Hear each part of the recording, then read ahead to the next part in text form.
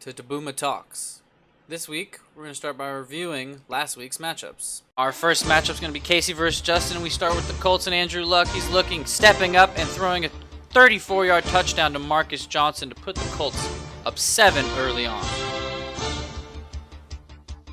On to the third. Colts already down pretty big. Andrew Luck throwing a strike to Eric Ebron, 18 yards. Andrew Luck's second score of the game. Casey pleading at his house saying, "Andrew Luck, please stop." Andrew Luck says, "No way, I'm going to put it inside you." His third touchdown, and we're going to jump right to his fourth. And this is the deal breaker. Breaking Casey's back, giving Justin the W.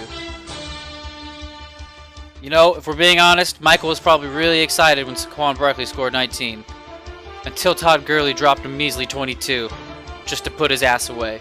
200 yards, 2 touchdowns. The best running back in football showed up for Mike and got him a W this week. Speaking of asses being put away, we jump to Dave versus myself and Nathan Peterman. Final minute of the game, tie score, throws a pick 6. What else would have happened with Peterman under center? We jump to the Falcons. 57-yard attempt from Matt Bryant. Are you shitting me? Oh my god, it's good.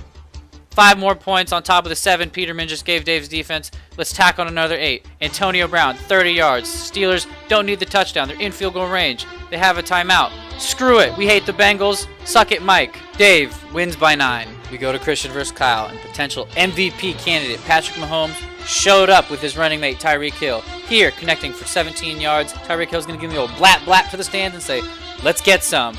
Down to the 1. Mahomes looking again. He's got Kareem Hunt coming across formation. He looks like he overthrows him, but Tyreek Hill's there to grab the scraps. That's going to be their second connection of the day. Christian's already looking in good shape. And just to bury Kyle completely and put him down at 0-6, Mahomes going deep. Tyreek Hill again. He's going to put the burners on and take it to the house. 75 yards for the W.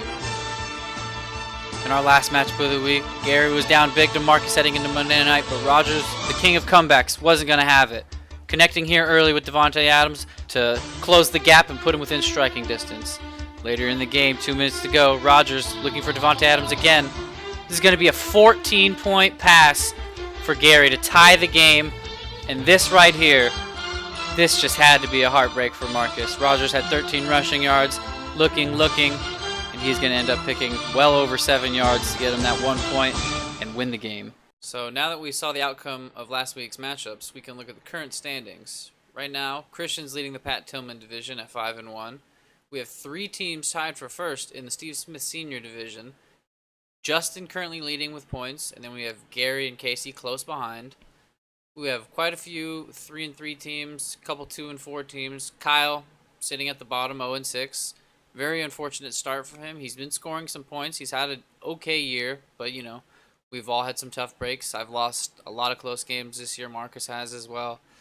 It hasn't been easy, but it's been a very competitive season, like I said. And there's really a lot of time left for anyone to make a run at the division.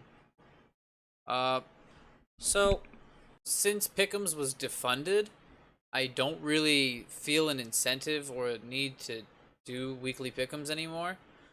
I'm still up for it if everyone else would like to, like me and Christian suggested, start over and, you know, we could literally start all 0-0 this week and just continue on Pick'ems. I think it's a really good part of the league. It gets people to interact with the league more than they do, and it also gets it's a opportunity to show off your fantasy prowess. You know, you get to pick matchups, and really the winner is the person who accurately predicted the most matchups throughout the entire year. So even if your team isn't performing, if you can pick matchups and tell like which team has the better fantasy players week to week, then you'll get some cash. You know, I think it has a lot of incentive behind it, and now that there's no money or no one even participating in it, I just don't really. There's no need to do Pick'ems for now.